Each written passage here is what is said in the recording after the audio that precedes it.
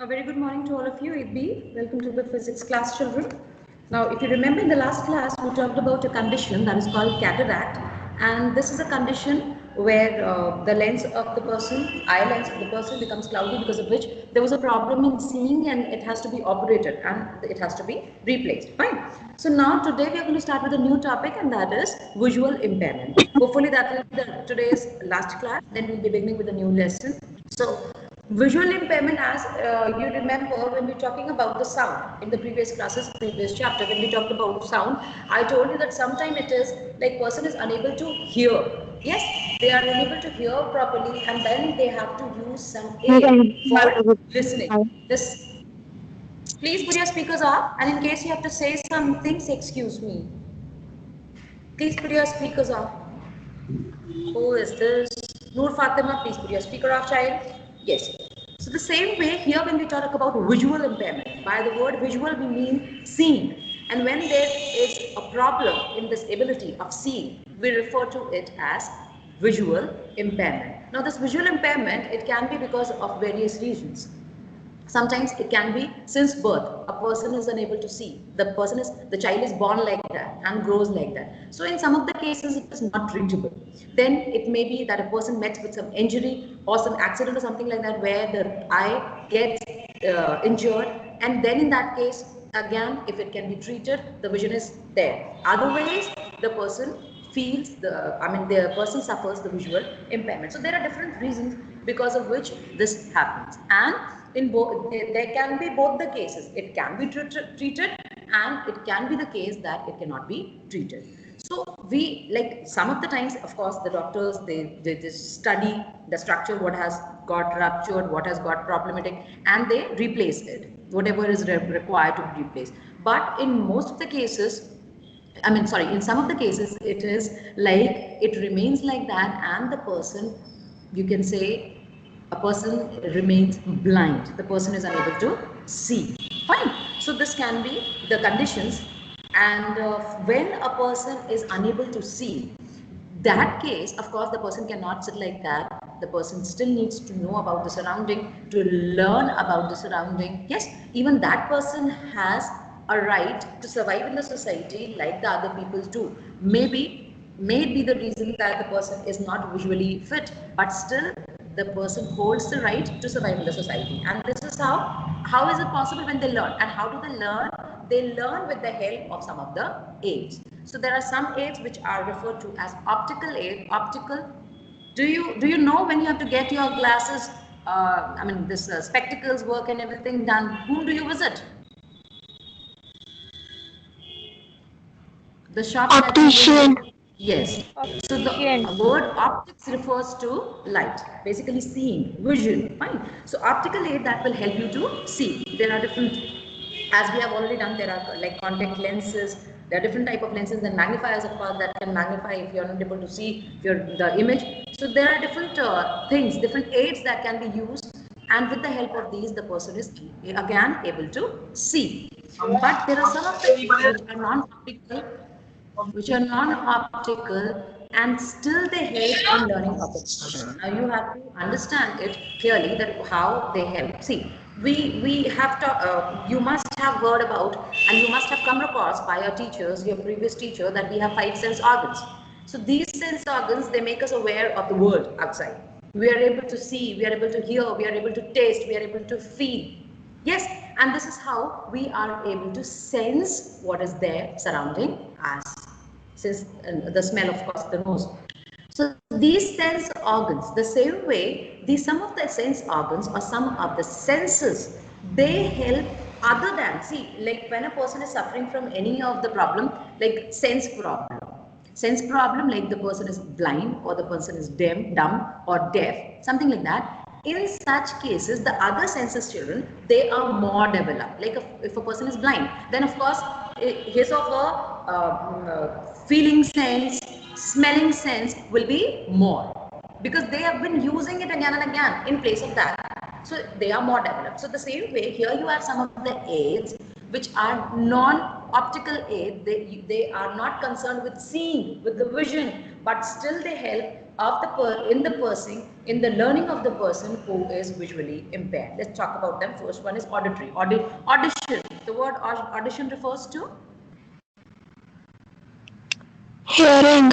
hearing. Yes. So once a person is not able to see, the person can hear and understand. So auditory, there are tape records and different other things which are sound based. So the person who is not able to see listens to it, perceives it, understand it in such a way that yes, this is happening. Like you people, we explain and you understand. So you use all the senses altogether. You are hearing at the same time, you're seeing the board, you are listening. Yes, and many of the times you are even speaking that ma'am, yes, aise hota hai, aise hota hai. You are sharing your own views. So in like all the senses you're using. But for them, like when they are not able to see, they are told so much repeatedly about a particular topic that they get to understand what is being tried to explain to them. So this is the first one. Then we have tactile. The word tactile refers to touch. If you remember in class 7th, you must have got the movement chapter that was there. And in that, when we come across the plan movement, there this word is there. It is mentioned, tactile. So tactile means with the help of the touch. So you feel the things like if you tell a person that this is a ball, like you know that this is a board, this is a board, this is a board, because this has been told to you again and again. The same way, if you cannot, like you cannot hear, you cannot see, but if it is always like you felt it again and again with the help of your touch, you just feel that yes, it is this. Or you feel any object, this is a ball, this is a pencil. Holding it, feeling its touch, you understand. The same way here also, you have tactile aids which are based on touch method. So you touch and you feel that what letters are written, what alphabets are written, and this is how you understand. Then you have electronic aids. These are highly evolved aids these days, you can say. They have so many things altogether which help the visually impaired people to understand what is written, how they can read also with the help of them, and this is how they learn. Then we have Braille system. Now this Braille system, children, was introduced by Louis Braille, and here it is based on raised dot.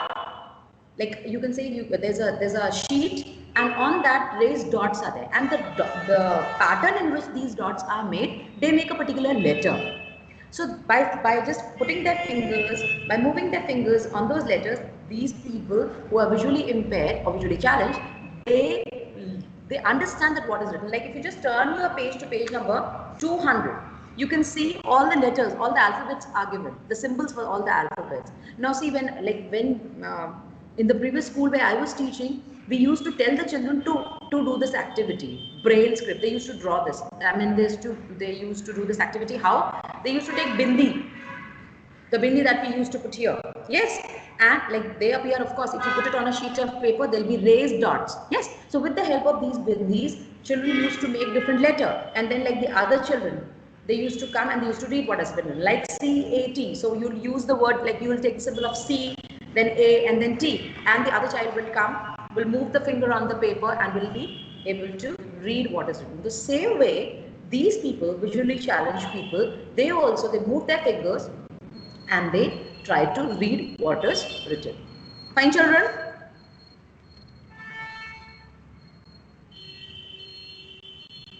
Class 8, Yes, are you ma'am. there? Are you understanding what is being told?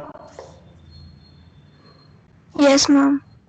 Okay, now fine. Take a pencil in your hand on page number 199. Please underline the word Louis Braille. Louis Braille, 1829.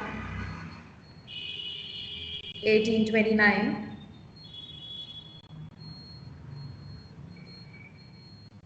And then turn to page number 200.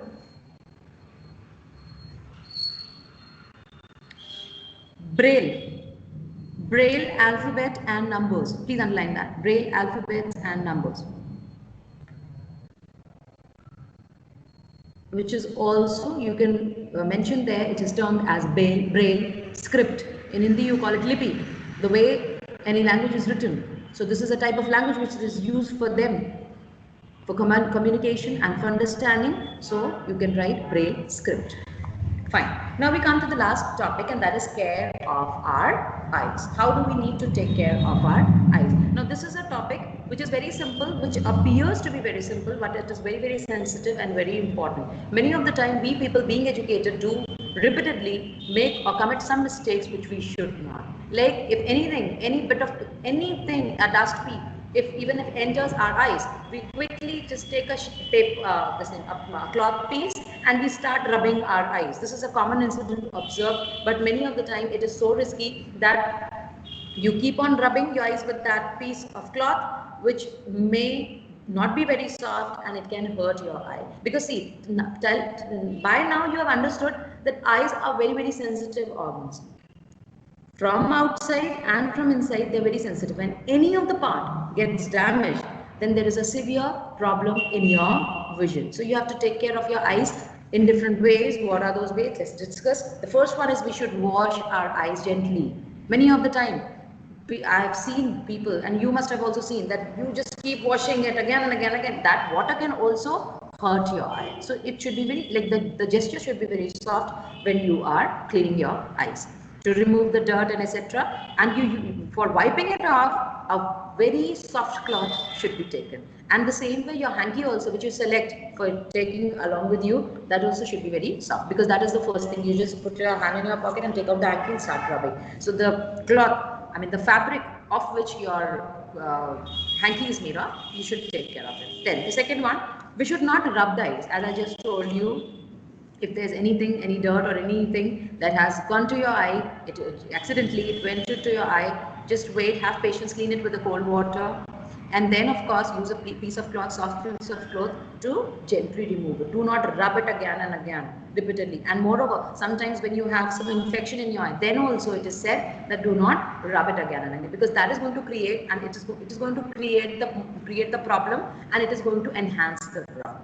Next, the third one, it says we should not read in the dim light. As you people are well aware of it, that the light should be proper. There should be proper sufficient light, and the same way your school building is also such constructed that there is a sufficient light. If not, then of course the artificial sources of light are provided, so that when you sit, when you read, when you study, sufficient light is there, so that there is not much strain on your eyes. Yes, the next one, blinking the eyes. So you should keep blinking your eyes again, and this is a very good exercise for your eyes. Yes, you keep blinking your eyes, like when you are working on the laptop, many of the time, like you are busy with your presentation, with your project work, and you spend hours working on the computer or on your laptop or even on your mobile. When you search, you have to make a lot of search on Google. So when you're using it for hours, just just keep in mind that keep doing this exercise, keep following this, keep blinking your eyes, so that your eyes are in proper state. They do not get tired, and you do not get your, then it leads to headache also. So it should be like you keep blinking your eyes. Okay. We should not look, during the time of eclipses, we should not look directly to the sun. Why? Because that can cause damage, yes, to our eyes, and we may sometimes lose the vision also forever. So that is why it should be like the aids should be taken, the glasses etc. should be used if you are observing the eclipse, not directly with your naked eyes. Next, vitamin A deficiency, very, very important for this age group. I don't want to eat this, I don't want to eat that. Yes, so please be careful that whatever are sources of vitamin A, all the vitamins are important, but then for eyes, vitamin A, of course, it should be taken all the green leafy vegetables, so that you do not get mota chashma on your eyes. It doesn't look beautiful. Yes, and then in later cases, it is replaced with the lenses. But then, of course, it is not natural. That lens also can cause irritation and problem after a certain period of time. So that's better to have natural look. And for that, there shouldn't be a deficiency of vitamin in your body. So what should be taken, like papaya, mango, carrot, pumpkin, all the vegetables, all the leafy vegetables, green leafy vegetables, they are very, very healthy for your eyes. So this should be taken in ample amount. Next, of course, if a person is unable to see, this point should be taken into consideration for your age group again. Since you are like in your biology, you must be learning, or you must have learned about the chapter adolescence. Yes, so there you see that you are in a growing age, you are changing. So many of the time it is observed that children, they do not want to share their problem with the elders. You sometimes feel very reluctant in telling that yes, I am unable to see, or you feel that क्या कहेंगे सब लोग, मुझे दिखता नहीं है, मुझे कम दिख रहा है, मुझे दूर का नहीं दिख रहा, मुझे पास का नहीं दिख रहा है. This shouldn't be the case. Feel free to say, to tell to your parents or to your teachers when you are not able to see, or you are finding any problem in seeing the board. This is the best way. If you're unable to read what is written on the board, or you find it a little blur or something, whatever problem is there, please share it with your parents and with your teachers, so that well on time you can visit a doctor, you can get your eye checkup done, and whatever corrections are required, they can be done. Not only for your age group, many of the time people suffer headache. Yes, why is headache? Because you have to give a lot of strain to your eyes. You're not able to see, you just do like this, sometimes you have to do like this, but still you are not able to see. So you're giving a lot of strain to your eyes. And because of that, of course, see, this is all interconnected. We have read your brain, your eyes, everything. So when you put a lot of strain, of course, there'll be a pain, and this pain from the eyes, it reaches to your brain also. You have headache and you will not be able to see properly. So in that case, initial level, when you just start with this 2, 3, 4 times, 5 time observation, of course, visit a doctor on time, so that whatever corrections are required can be made by the doctor and you lead a healthy life. Fine. So children, this is how we have come to the end of this chapter explanation. In the next class, we'll be talking about the stars and the solar system. That is the other chapter that we have to do now. Since the syllabus has been provided to you well on time, what you will be doing, as we'll be doing the written and everything, I'll be providing you on time to time. Of course, not all together. I'll be giving you some questions. Yes. So at a time, 4 or 5 questions. What you have to do, just keep writing those, keep a note of it. Do not sit that I'll be taking out the printout on the last day and I'll sit and with it and write the answer. It shouldn't be the case. So just sit, write it down. Second thing is, whenever see, I understand that of course everyone is there, you have all the subjects where the syllabus has to be completed, but then please take out at least 10 to 15 minutes, spend it, go through the chapters, revise, so that see, it will be a written paper, you know it, as it was in half yearly. So you have to write the answers. Basically, you need to understand the questions. So what I mean to say is, मैं बताना क्या चाह रही हूँ, ये सब पूरा घुमा के वो ये है कि you have to go through the text so as to be prepared for the examination. I'll be doing revision with you. I'll be giving you revision sheets as I have been doing in half yearly. Please make sure that you are well prepared, because along with the chapter, I can take a 5 minutes revision. Out of the 20 minutes class, I'll be taking 5 minutes revision oral, and once they finish with the start in the solar system chapter, then of course it will be a written worksheet. So be prepared with that. Take out some time from your busy schedule and start learning physics. Okay, children? So this is how we have come to the end of today's class. Now, as I've told you, just go through it, and whenever you find any problem, please post it on WhatsApp, so that from now only, everything is solved. You do not sit for the last day to ask, ma'am, iska kya matlab hai? Please explain. That shouldn't be the case. Fine? Okay, children. So till we meet again, take care of yourselves. Bye-bye.